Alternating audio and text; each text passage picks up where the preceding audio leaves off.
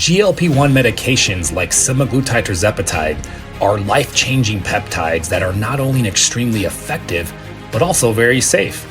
The misinformation across social media platforms have kept many from using this miracle weight loss and metabolic enhancing aid. Part of the confusion regarding these GLP-1s is fueled by the fact that the majority of doctors out there don't have enough time to teach you how to implement the proper lifestyle interventions, which are keys to minimizing risks and maximizing your results. GI issues being just one example of many things that can go wrong if you don't have the right coaching, support, and platform to properly guide you. So I promise over the next 45 minutes, you will gain the confidence that you need to utilize these medications safely and effectively. Okay, semaglutide and tirzepatide are hands down the best tool that we've ever had when it comes to obesity and metabolic health. I think it's just a damn shame that there's so much misinformation and there's so much fear mongering and so much crap out there that people are spewing. And the reality is they don't know what they're talking about. Oh my gosh. Trust me when I say this. I have clinics that service across the nation, and this is what we do. This is what we do all day, every day, helping our patients achieve higher levels of health. And we utilize these medications on the overwhelming majority of patients because we truthfully believe they are the most powerful tools that we've ever had. But there's just so much incorrect information. So we're going to go through all that. We're going to cover the actual misinformation that's out there, the big ones. I want you guys to just not have any concerns and fears about things that are just flat out false. And we're going to also cover all the phenomenal stuff that you probably don't know about these medications. And then we're going to get into exactly what are the components of utilizing these medications right. Let's get into it. Effective tools for weight loss. We already know this, guys, but I wanted to start here. Significant weight loss. The literature is very clear. Reduces appetites. It enhances fullness by slowing down the gastric movement, the movement of food through our GI tract. So I think like the biggest piece of what these medications do is they suppress appetite and they improve insulin resistance. And that is the ticket to massive weight loss. You can lose massive weight loss with just caloric restriction, but if you don't improve insulin resistance, you're going to have a whole set of problems and you're going to have backlash from the body. But doing both is why these medications initially can just cleave through an unhealthy situation with the body and get the ball rolling with some great weight loss. You already know, hopefully by now, they've been FDA approved. Semaglutide is FDA approved, and we call it Ozempic and Wegovy for diabetes and obesity. And then we have tirzepatide, which has been approved as Mounjaro and Zepbound for diabetes and obesity too as well. They improve our gut glycemic control, and having better blood sugar management, even if you're not diabetic, is going to promote better weight loss. Cardiovascular benefits. This is huge. There's a reduction in cardiovascular events with GLP-1 medications. They're reducing the rates of non-fatal heart attacks, strokes, and cardiovascular deaths. Improvements in cardiovascular risk factors. And we know that because look what they do. We see patients, their blood pressure gets better, their lipid profiles improve, they reduce inflammation. And so this will actually address the very risk factors that we know are going to lead an individual down a path of cardiovascular issues in the future. There's protective effects too as well. They've been shown to reduce the risk of heart attack, stroke, and other major cardiovascular events, even providing potentially some protective benefits during an actual heart failure situation if you ever find yourself in something like that. This is awesome. The anti-inflammatory effects are very major. In fact, they're actually studying these medications and exploring their potential to treat chronic inflammatory diseases due to their nature of what they do to reduce inflammation. And it's really fascinating because we know that when you get a better control of your blood sugar, that is going to decrease inflammation. So is the inflammation decrease just secondary to the blood sugar stability? Sort of a chicken and the egg thing. We know they're both happening. We don't know yet, but this is awesome. Autoimmune diseases are very prevalent, and having a powerful aid to reduce inflammation is going to aid the progression of those diseases as well. Gastrointestinal GI issues. This is the basis of gut issues is inflammation, and the majority of inflammation, what we know when inflammation goes awry, when chronic inflammation becomes an issue, there's almost always gut inflammation. And a lot of the inflammation that we have in the body that's excess starts from gut issues. Neurodegenerative disorders. This one is so powerful. You may have heard this phrase type 3 diabetes. While that's not completely accepted yet by the medical community, they are, and there are a lot of people and a lot of thought revolved around the idea that neurodegenerative diseases, specifically Alzheimer's, really is the same thing as saying type 3 diabetes. So we have the point of end stage diabetes where we have death to the neurons and various aspects of the brain that degrade due to late stage uncontrolled insulin resistance. And this is what leads to Alzheimer's. So very, very fascinating stuff that these medications are being studied for these neurodegenerative issues, mental health improvements, depression, and addiction. The addiction is awesome because anybody who's tried these medications can tell you, like, the food chatter breakdown, right? The cravings, the desires, the somebody calls me and says, "Hey, I got an extra pizza and let's hang out," and your ability to say, "No, I'm good. It's not on my food plan today." Hopefully you keep some sort of idea of what you're doing for the day, and or my cheat days on Sunday. And how difficult that is before, the back and forth with yourself as far as, like, how am I going to do this? This is that chatter is just cleaved and severely reduced with these medications.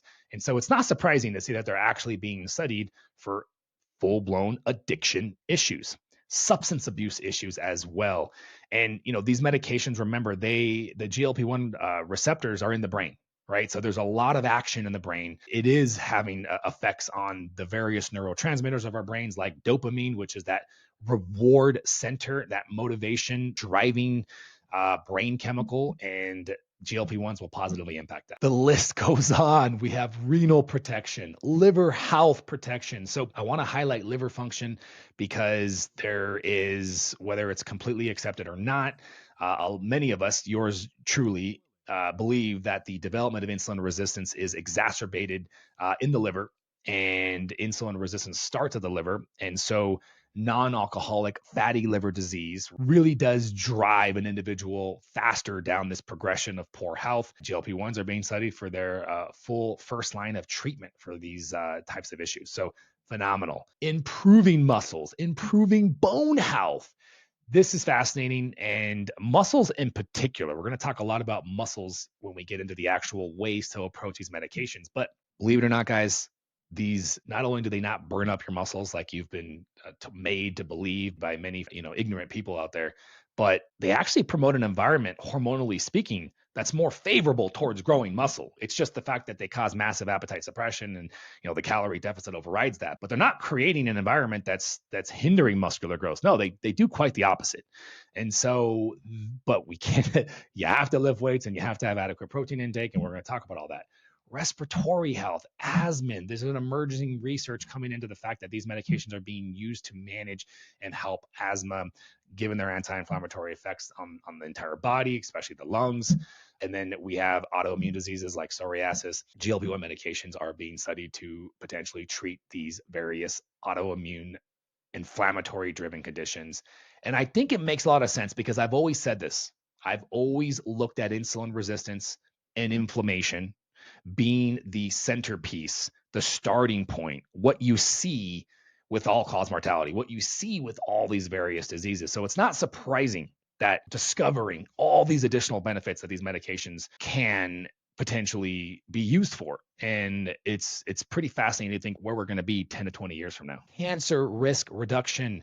And we're going to talk about cancer here shortly, but there's some studies that suggest GLP-1 medications may actually lower the risk of certain cancers. How many times have you heard somebody say, "Oh, these medications cause cancer"? True ignorance and understanding, lack of understanding, and people shouldn't be allowed to say this. The safety profile. This is big. There's a low risk of hypoglycemia, which is a medical condition known as basically low blood sugar. So very, very low chance of getting hypoglycemia or having any sort of concern, even when used with alone or with other medications like metformin, for example. There's a favorable safety profile despite their, we're going to talk about the side effects here in a second, but overall, when you look at the numbers, they are very good. These medications are very safe. Diabetes management. So they've been FDA approved for obesity. They've been FDA approved for diabetes.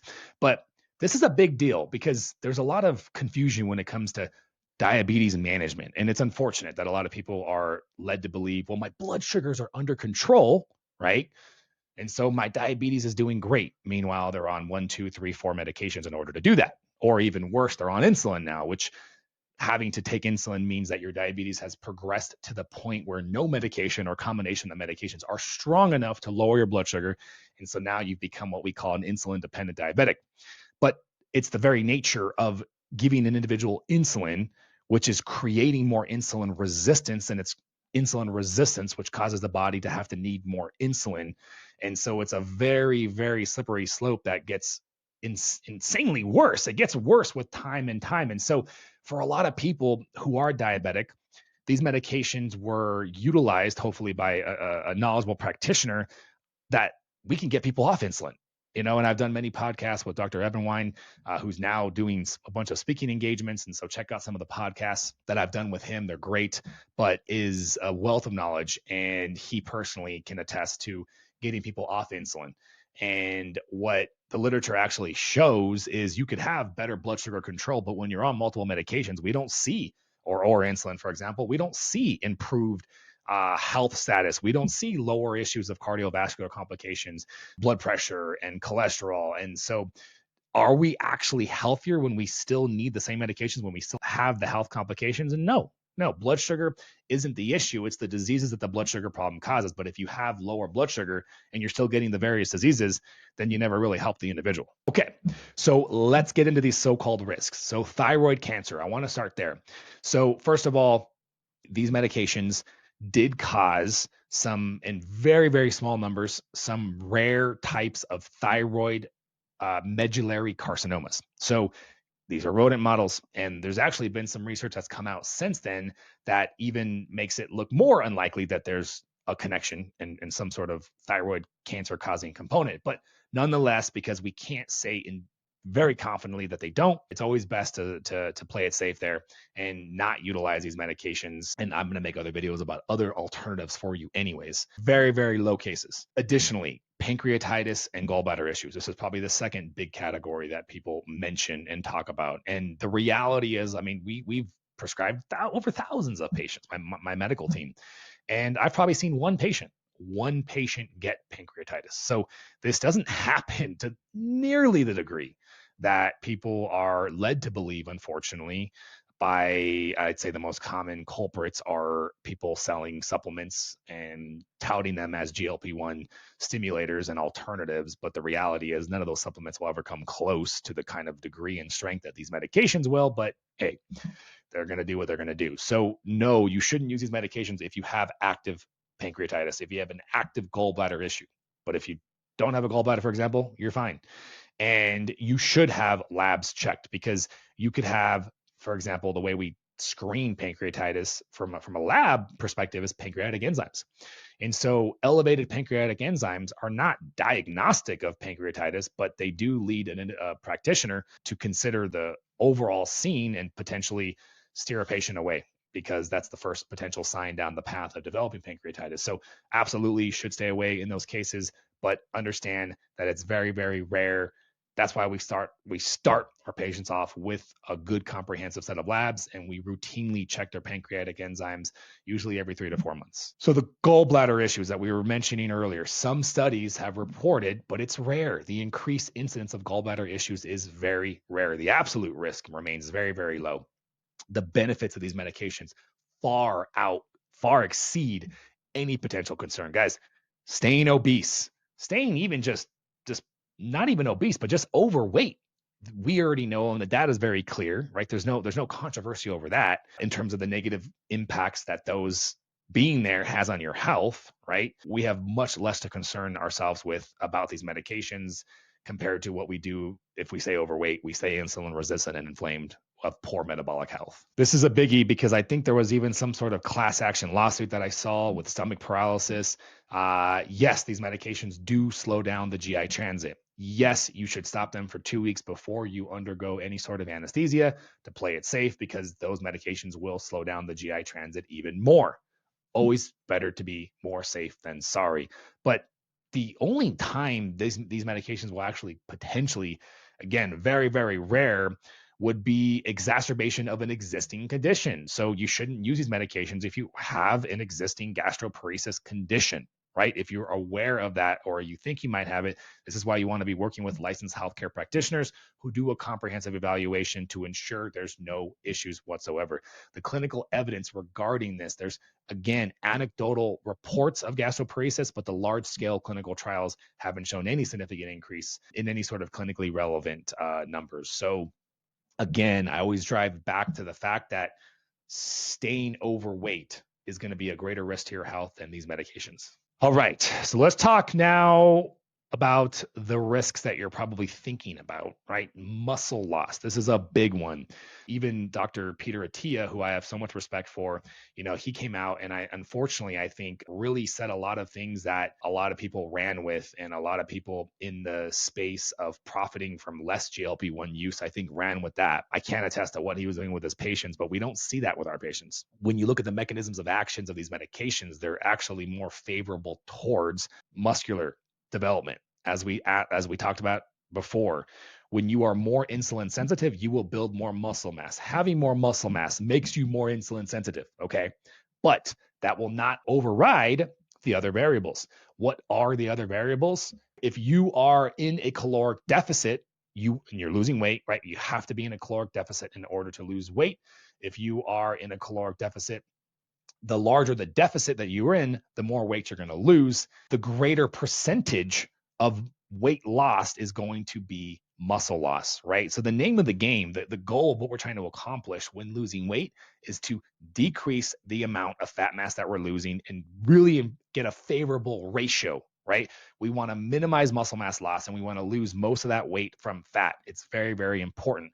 But you have to give your body the signals to do that. You have to give your body the signals to protect the muscle mass. And those signals are resistance training and adequate protein consumption.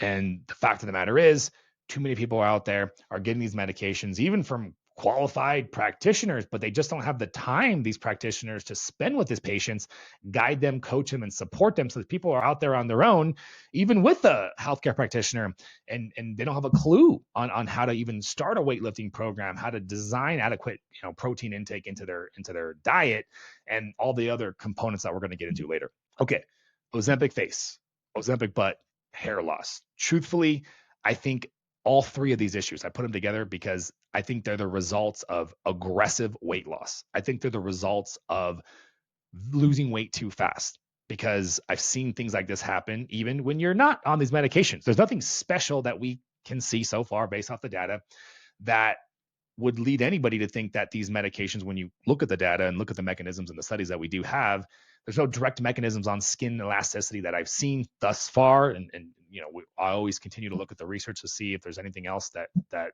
has came out, but there's no direct mechanisms that would cause any sort of negative consequence towards your face tissue, towards your butt, and even hair loss. But losing weight too fast will. Losing weight too fast, you'll see it in the face. You'll lose your butt tissue, and your gluteus maximus is a big muscle, the biggest in the body. And so you'll get a saggy butt. Even hair loss. Hair loss is a result of lower thyroid. So an individual can have a hypothyroid situation, and hair loss is a side effect. But you can also have a hypothyroid situation after your body plateaus. And one of the common causes of a plateau is rapid weight loss. So again, these quote unquote side effects aren't real side effects of the medications. They're just people using them, not being coached and supported and guided, and having an understanding of what they need to do these medications right. Then we get into the side effects. So what are the actual real side effects that you can expect? There's really three of them. Nausea is the most common one. Then we get down maybe some diarrhea, and then possibly some vomiting. But I think the biggest contributor to that is people starting way too high on these doses and titrating themselves way too fast. So even the 2.5 starting dose for tirzepatide or 0.25 for semaglutide, even that might be too much to start off in the beginning.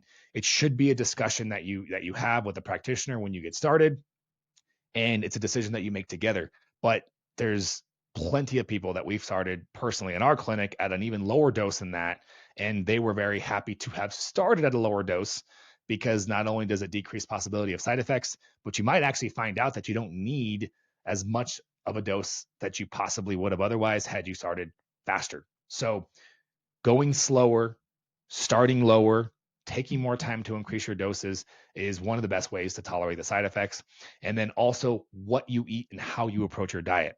That's the first thing we're going to talk about is diet. But if you continue to eat like crap and you eat less crap, yes, you'll lose weight, but your health will unfortunately will get better, but it won't get better as much as it could, and you're going to feel more like crap, right? Especially fried foods, a lot of processed transitional fats I've seen with patients. They don't tolerate on GLP-1s as well. I always think that's interesting, but nonetheless, I think that the correlation of more fried foods, processed crap tends to make people not feel as well on these medications, and makes people not feel well even off the medications too as well when you really think about it. Okay, so we got a great understanding of how good these medications are, all the different components of our health that they can potentially help. And now we've sifted through the crap, we've sifted through the bullshit, and now let's focus on doing it right. That's what's going to get you the best results long term. And this is what we specialize in our clinic with. So I was starting to talk a little bit about it earlier. I call it the pillars of lasting weight loss. And depending on any individual, there's 6 to 8 of them, but just going over all of them briefly for this video. So nutrition, anti-processed food diet. So a lot of people see me talking about the paleo, the Mediterranean diet, and these are great. But really what I'm trying to convey here is reducing our consumption of processed foods. Nobody out there right now is making an argument to try to incorporate processed foods into our diet. We all know unequivocally that processed foods are bad for us. There's no such thing as a good processed food. There might be a processed food that's less bad for you, right? But they're not good for your body. They generally have higher sugar contents. They generally have a ton more additives. And when you think about like processed foods companies, right? Processed food companies, they're competing with each other, and their business depends on you buying more, and you buying more. Why wouldn't you choose the thing that tasted better, right? That's unfortunately taste and prices are the biggest variables that are going to affect the success of these companies. And so they're looking for cheaper ways to make their food taste better. And unfortunately, your health pays the price. So I don't believe in going in a completely full bore restrictive diet. I don't. I think that is going to not be sustainable. And that's one of the, I would say, themes, if you will, that I utilize to and apply with my patients as we incorporate these pillars. And all this information I provide is free, but people come to us for coaching and come to me for coaching because it's all about access and coaching them and implementing. And, you could get yourself graduated with several degrees on YouTube if you had the ability to get in there, find the information, but most people don't. And so this is why you go to school, and this is why you get coaching and support, and why you need it, in my opinion, is because you need people to help, like me, to help you implement this, help you sift through all the information. So nutrition has to be sustainable. And so for me, I live, my cardinal rule is the 90-10. I want you to go 90% clean and allow yourself 10% crap. I say this on my first coaching call, and patients are always like, really, Dr. Jones? And I go, yes, really. Because if you, let's just say you do have the wherewithal and the desire, you're super pumped, you're super excited, you're super motivated, I want to go 100% clean. It's not that I'm against that, but the longer you go 100% clean, this is the same thing that we're going to talk about the ketogenic diet here in a second. I think that increases the chance of a binge, of a relapse, of a falling off the bandwagon and not being able to get up again. So I want it to be sustainable because I want to decrease the likelihood of that happening. Plus, I want to test the body out, right? If you're suffering with gluten sensitivities, true autoimmune diseases, celiac disease, for example, we're going to have to modify your diet. We're going to have to remove gluten. You won't get past that, right? So there's always individual situations to consider, but as a general rule of thumb, reduce your consumption of processed foods. Try to keep it as clean as you possibly can. Give yourself some cheat meals. Give yourself some wiggle room. Me personally, what I've always found, like, again, I modify it for my patients, but give yourself a day per week, not a cheat day, right? But if you think like me, having 6 days where you adhere to clean eating, knowing that Saturday or Sunday, whatever day maybe is going to be your more social day, and you could be flexible, not going full bore, eating whatever you want all day, but allowing yourself to have much flexibility on that. Or maybe 2 meals on the weekend, a Saturday evening and a Sunday evening. Like find your balance, find your mojo. Paleo Mediterranean can be a great structure. Other foreign foods, though, that are not processed are going to make a big difference. Want to also talk about organic, right? And this is organic produce, right? And then we talk about meat. Yes, organic is one aspect of it, but then we have to consider, is it free range? Is it grass finished meats, cage free chickens? And so there's plenty. You can easily go to YouTube and understand the differences between those. I'm going to save that for a different video, but yes, those will make a difference. Is it an end all be all? No. You have to work within your budget. And so if you can afford that, you absolutely should invest in your health. And what you eat there's a reason why I started off this as the first pillar, because it makes a big difference. So to the best of your ability, purchase the highest quality food. Now, trick or tip to save money, you have what is referred to as the dirty dozen when it comes to produce. And so the dirty dozen is awesome because we know which produce are a bigger deal that should be purchased organic and which ones are the rest of them we don't have to worry about as much. So if you really are on a tight budget, at least get organic produce wise, the dirty dozen. And then when it comes to meat, get the highest quality that you possibly can and invest in you. You only get one body. Okay. So on the same category of diets, I'm a big fan of going low carb. Now, does that mean keto? What is the difference? Well, Atkins diet was the original, and then ketogenic diet has become all the craze. And almost anybody that's really done a ketogenic diet will tell you they lost weight. It's just not sustainable long term. And everything I try to do is sustainable. So what I have found as a great starting point for individuals is, if you do want to go a little bit hardcore with the keto, tell yourself from the beginning, this is going to be a 3-month endeavor, right? So we can go full blown keto, or we can just go as low carb as you comfortably can, because if it stresses you out, then don't do it, right? So go as low carb as you possibly can for 3 months. Let's say you lose, and this is all the things that you're doing, right? So you go 3 months, you're doing everything else, you're losing weight at a great rate. Then you transition back, okay? So let's say you're 25, 30, 40, 50% to your goal, depending what your starting weight was. Once you get back to that point, as you start reintroducing carbohydrates, I don't want you to go from this lower to high. I just want you on a weekly basis to increase. And so I'm a big fan of carb cycling. And whether or not carb cycling yields any pure individual physiological benefits is to be determined. I just think it's a easier way to lower my weekly carbohydrate intake. I don't know about you guys, but many patients agree with me that it's easier during the week to do more of your fasting, which we're going to talk about next. It's easier to do keto and have less variety in your food because you're working, you're busy, right? Assuming you do the Monday to Friday work schedule. But on the weekend, that's when you're probably going to be more social. That's when you're probably not going to work as much.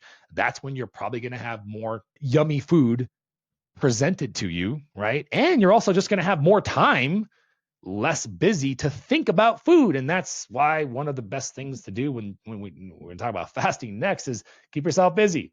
So this is real. It really does. Again, I have found thousands of patients over the last 20 years helping them in this category, that when we cycle the carbs, that's actually where that's how I live my lifestyle. I'm very healthy. I'm about 12% levels of body fat. And for the last year and a half, I've been maintaining that low level of body fat. And I very commonly incorporate carb cycling. Okay. So finally, adequate protein.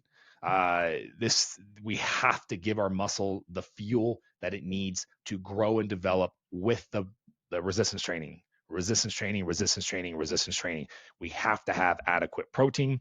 A good rule of thumb is you have a range here between your current weight in pounds and your target weight.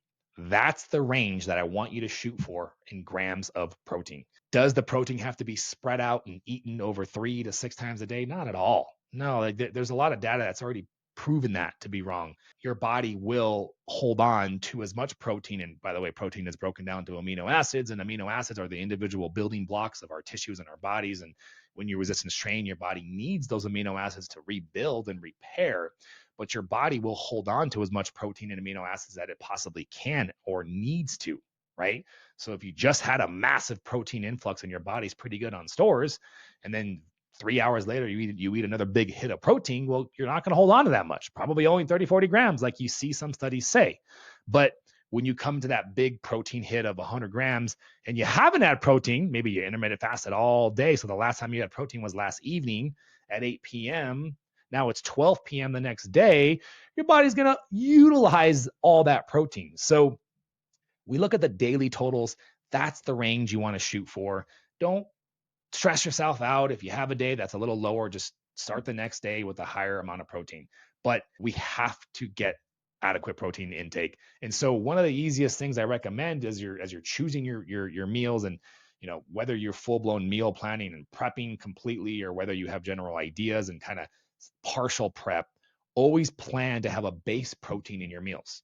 It doesn't have to be a lean protein every single meal, although you would think that would be the best way to approach it. I want you to have some meals where it is keto. And so a keto meal can have a fattier cut of meat. A piece of salmon, some red meat, for example, are phenomenal, and complementing those with some fibrous vegetables. I wanted to interrupt for a quick second and tell you guys about the free weight loss plateau busting guide that you can get. I'll link to it in my description, guys. I break down the exact steps of what you need to solve that dreaded weight loss plateau, and more importantly, how to prevent it. Now back to the show. Okay, so muscle building, right? Resistance training. So you get the diet down, and there's many pieces to that. You have to lift weights. There's no ifs, ands, or buts. This is not negotiable, folks. You got to get your ass to the gym. And when you're at the gym, you got to lift weights. That's it. And look, it's really easy the first 3 to 6 weeks, because your body, there's this joke that bodybuilders talk about is, the only way that you'll see somebody sort of build muscle mass at the rate of what anabolic, and illegal agents do is when somebody first starts lifting weights. It's crazy, but your body gets over that really quickly. And then it needs and requires a progressive overload. It needs and requires, if you want to build muscle mass, a continual stimulus with high intensity, structure, adequate volume, and good big compound lifts. And I could make hours and hours of content of just muscle building alone, but right now we're just trying to get a big overview and get you sort of understanding that there's these other pillars that we need to get started on, and then you can make them better as you go. So 3 days a week is the minimum. And if you've never worked out before, look, every gym, as you can see here, these gyms have the little circuit, right?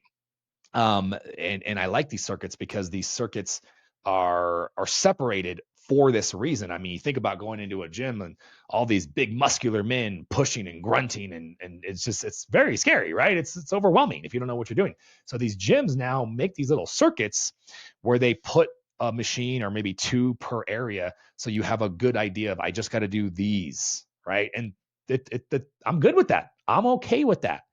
There's nothing like, we can go into the nuance of getting the free weights and the dynamic and the explosive, and there's all these other variables, but we don't need to, we just need to start somewhere. And hitting those major muscle groups with some high intensity, right, is going to make all the difference. So you can do 3 full body workouts, or you can do 1 upper, 2 lowers, or 2 lowers, 1 upper. Just, that's just get in there and do something. Get in there and don't F around, right? Get in there with some intensity. Get in there to push some weight. You are supposed to feel a burn in your muscles. And when you first start, for example, during a chest press, that burning feeling, if you've never felt that pain before, your initial reaction is to stop. But I've been lifting for probably 25 years, I would guess. It's a pain that I've personally grown to love, and you will too over time. What you need to understand is the difference between muscle pain and joint pain.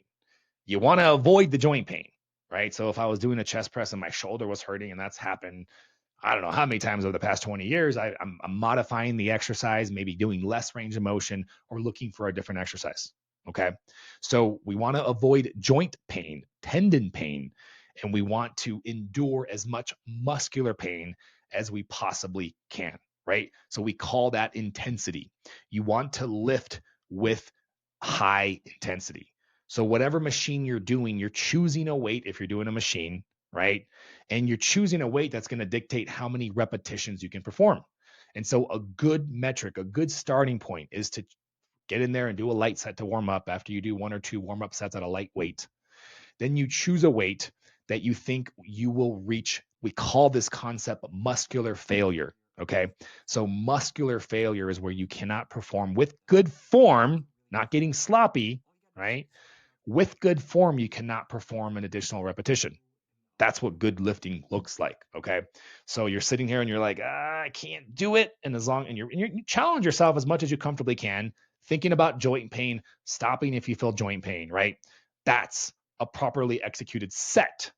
And you want to choose a weight that gets you somewhere between 10 to 15 repetitions. I think that's a great starting point to strive for.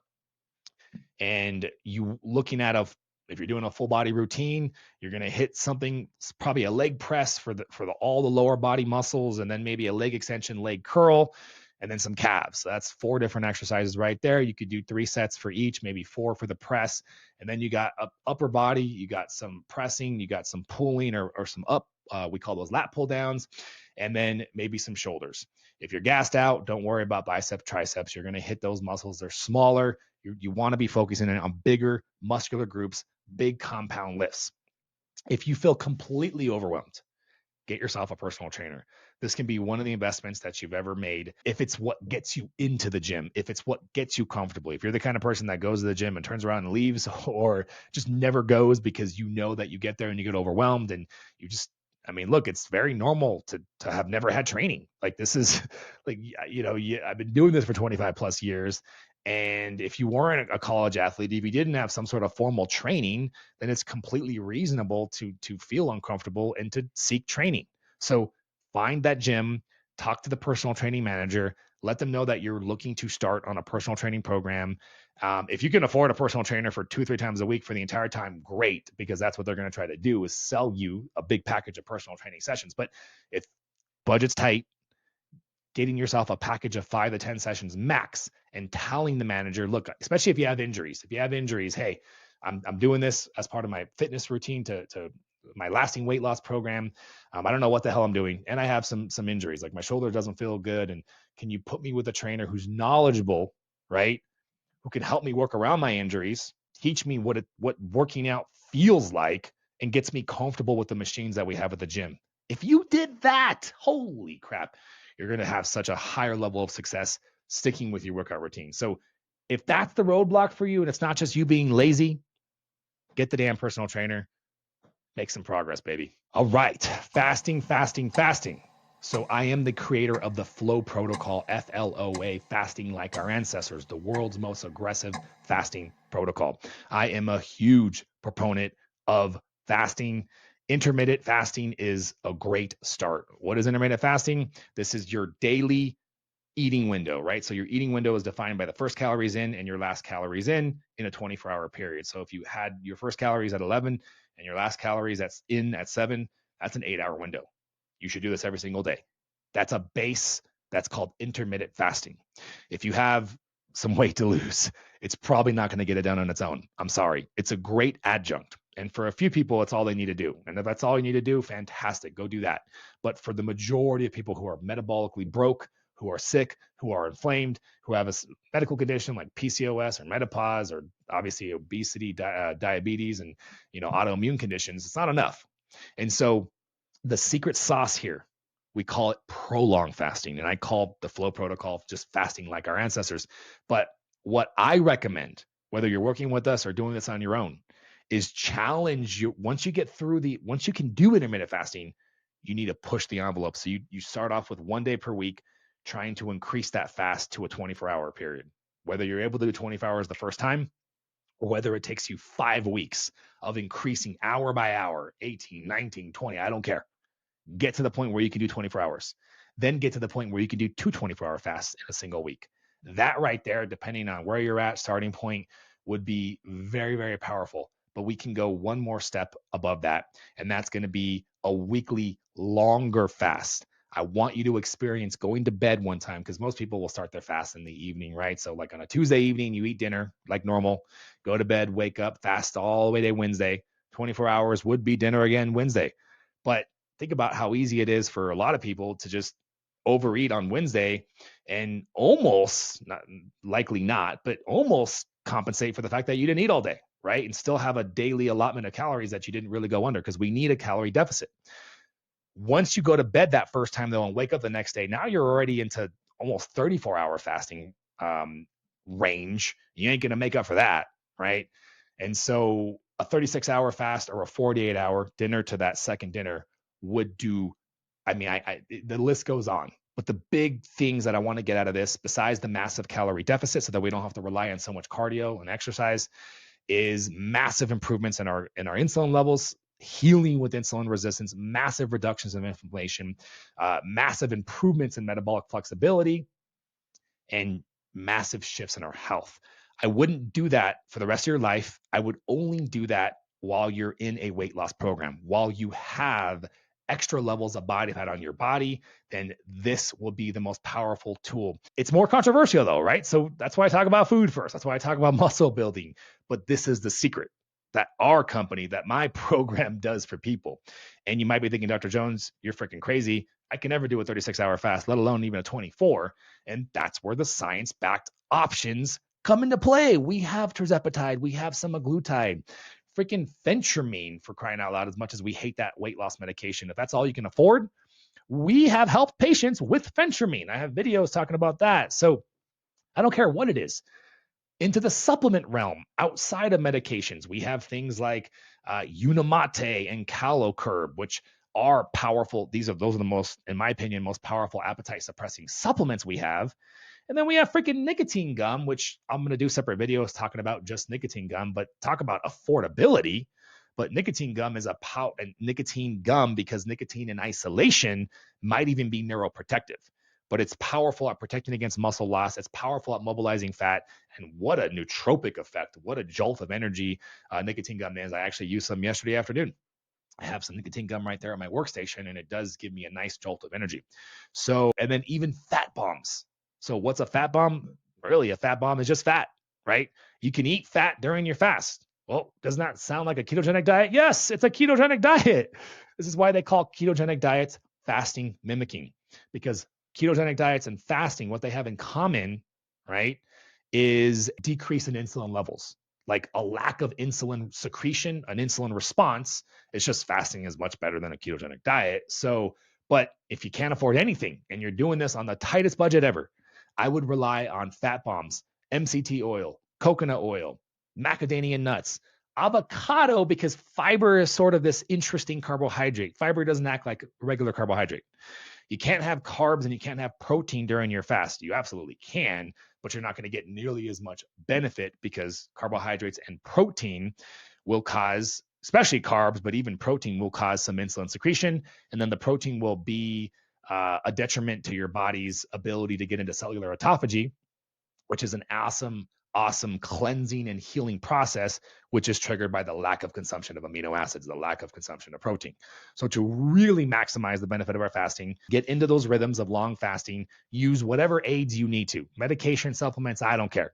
And obviously, this is what we specialize in, we can help you out with.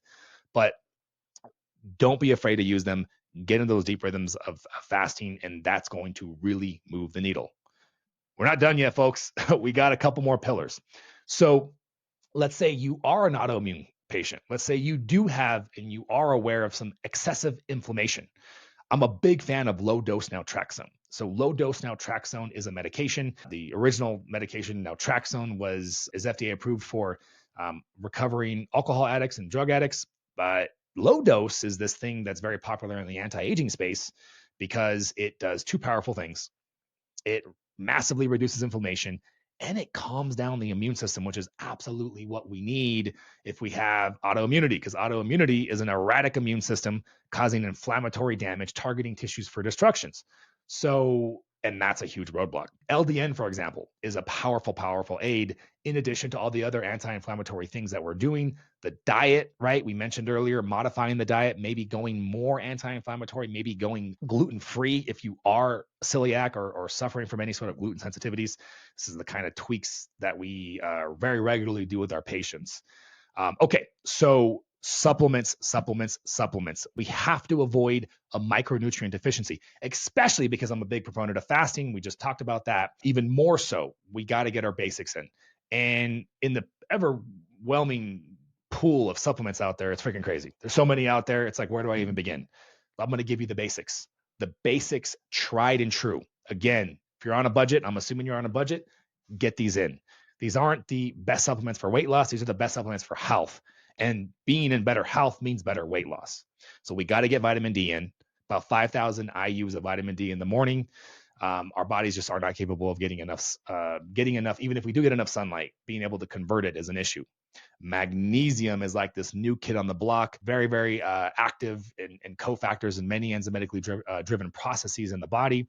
And so I'm a big fan of magnesium threonate pre-bed, 30 to 60 minutes. Why magnesium threonate?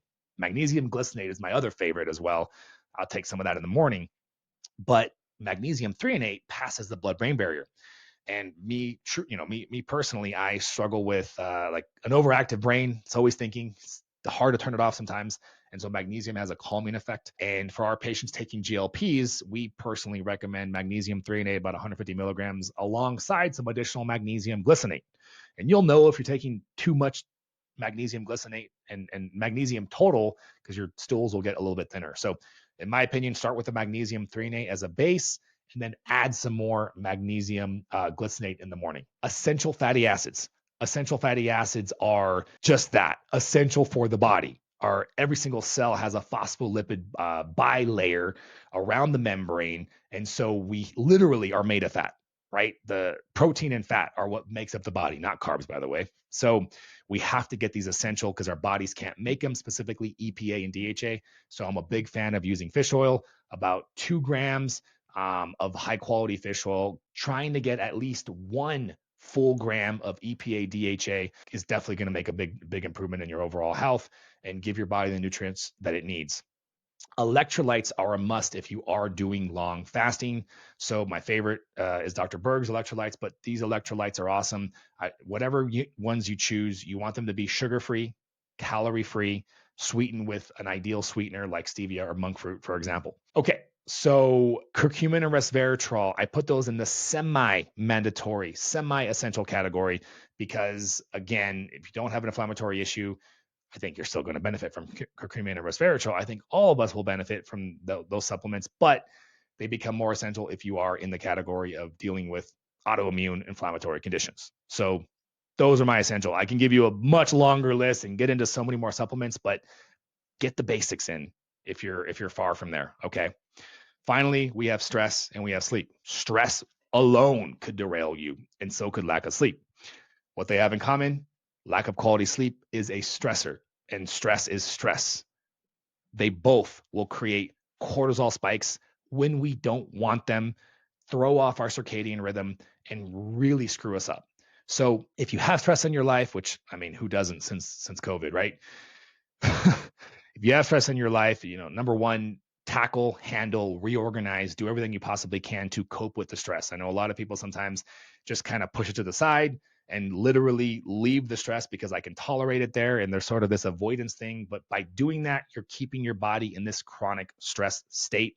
So reorganize, handle, confront it to the best of your ability. Let's say you've been there, done that, and you're like, Dr. Jones, my stressful situation is my kid, is my spouse, my significant other. Hopefully not, but a lot of us, and that's the unfortunate reality. So incorporating a stress management technique is one of the best things you can possibly do. I'm a big fan of breath work, but there's so many: breath work, meditation, mindfulness, drawing, journaling. There's all these stress management apps out there. There's so many. Like, what all you need to do is just look at the available list, right? Pick one that you can see yourself doing, because that's the biggest thing, is adhering to any sort of habit. Pick one and adhere to it. That's what you need to do. Okay. So again, I love breath work, but and I recommend you can do it in the morning. Like there's plenty of literature to support, for example, meditating in the morning. But for me personally, I just like part of we're going to talk about sleep next, but part of a good night's sleep is winding down, and managing your stress with breath work is a winding down activity. So I always recommend get your stress management technique as part of your bedtime routine. Finally, sleep, sleep, sleep, sleep, sleep. You can check out this video here. I just launched the most comprehensive sleep video. Super excited about that one. But everything you need to know about optimizing sleep. I'm going to go over the basics here because we're essentially running out of time and I probably am starting to lose some people here. But the most powerful intervention for optimizing your sleep is sleeping on a schedule. As crazy as that is, right? The more that you can sleep on a schedule and consistent bedtimes and wake times, the more that will have an improvement in your overall quality of sleep. You have this thing, this internal clock that we refer to as a circadian rhythm, and our body operates off of a circadian rhythm. Our hormones pulse off of the timing that our body has, and we set that time in with things. Sunlight in the morning is a big one, but even bigger is sleeping on a consistent schedule. And I know this is tough when you think about the weekends, and I'm not saying don't have a life, but you're going to have occasional nights where you stay out later. That's fine. But doing it for something besides a planned social event, that's what we're talking about here. Let's get rid of the fluff. Let's get consistent with our bedtimes, and it's going to make all the difference. Number 2 is having a sleep alarm. I love having a sleep alarm because as much as I have it built in, it still kind of catches me off guard. I go, oh, I'm in the middle of something, right? So my bedtime's 10 p.m. 10 to 6 is almost like it's very, very clockwork. Sometimes I might need 2 hours less. I might wake up a little bit earlier. So my alarm goes off at 8. Dim the lights, start to wind down is what my alarm says. And so that's exactly what I do. I walk around dimming as much of the light around my house as possible, and I begin to wind down. And so for me, if I'm in a deep project, that means, okay, I gotta start winding down, gotta start relaxing, right? You want to start cutting off as much electronic usage as possible and read a book, spend some quality time with the loved ones, whatever you need to do, but begin to prep. You also need to consider temperature because that's a huge component. And that's the next pillar for improving sleep quality is lowering the temperature. So ideally 67 degrees. For me personally, I like to sleep at 63. My girlfriend has adapted to that, thank God. But I run very hot. But for whatever temperature you think you probably feel good at, pushing it down closer to 67 or lower, the data clearly shows that you're going to get better sleep. But you actually don't want to be cold all day. Not that you're going to do that, but understand it's the process of cooling down in those last 2 hours closer to bed, which make a difference, right? So this is why there's science behind taking a warm shower closer to bed, because now you heat yourself up so that your body can then cool itself down. Your body is going to cool itself down. It has to go to sleep.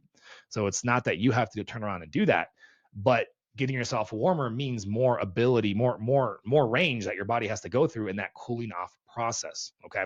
So I have a chili pad on my bed. I have the temperature down as well. So if you're able to do the central AC unit, maybe you have other people in your house, portable AC unit or some sort of mattress cooling unit, those can go a long way. So sleeping on a schedule, keeping it colder, having an alarm, and then finally, when you go to bed, blocking as much light as possible, right? So you're dimming. When you finally go to bed, you want to sleep in as much of a light-free environment as humanly possible. So sleep masks are a great way if you can't block all the light in your room. But that's what I recommend. That's the goal is have blackout curtains. Use some black duct tape over any devices in your room. Put your phone on freaking airplane mode. There's no need for antenna signals to be shooting near you. God forbid, don't sleep with the phone near your head too as well. But these are just, again, little investments that you do for your health, for your body. EMF is just a whole other category that I'll say that for another video. But I don't know why people are arguing well, I know why, because we love our AirPods, right? How awesome is it to have AirPods and walk around with them all day and take a phone call without picking up our phone? But is it really worth it? Like, I would rather find out 10 years later, oh man, I was wrong. All the data shows that these things are 100% safe, and go, okay, well, I lost some convenience, Then the other scenario, which is find out 10 years later, I was right. And unfortunately now have a lower level of health because I didn't follow it, for example. and wonder, is that the mistake that I made, and have high levels of regret. So this is an investment. Same thing with supplements, guys. You take supplements, you can sit there and have an argument with somebody whether or not that is what the body needs and whether it's utilizing it, or you can take the damn supplement and make an investment in your health, because it's these things that unfortunately are not standardized, are not accepted by the healthcare community as a whole, the majority, right?